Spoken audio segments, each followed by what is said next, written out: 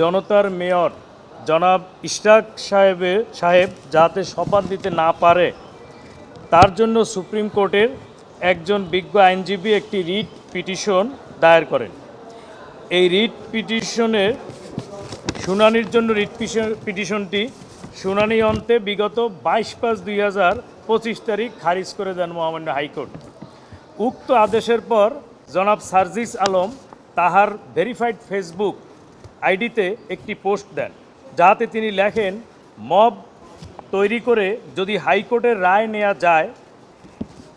তার এই বক্তব্যের প্রেক্ষিতে বিগত 24/5/2025 তারিখ সুপ্রিম কোর্টের অপর এক বিজ্ঞ আইনজীবী জনাব মোহাম্মদ জসিম উদ্দিন সার্জিস আলমকে একটি কন্টেম্প নোটিশ প্রেরণ করেন এবং সেই নোটিশে বলা হয় যে নোটিশ প্রাপ্তির 2 ঘন্টার মধ্যে সার্জিস আলমকে বাংলাদেশের মাননীয় প্রধান বিচারপতির নিকট সুপ্রিম কোর্টের রেজিস্ট্রার জেনারেলের মাধ্যমে নিঃশর্তভাবে লিখিত ক্ষমা প্রার্থনা করতে হবে এবং সংবাদ সম্মেলন করে জাতির উদ্দেশ্যে জাতির কাছে নিঃশর্ত ক্ষমা প্রার্থনা করতে হবে।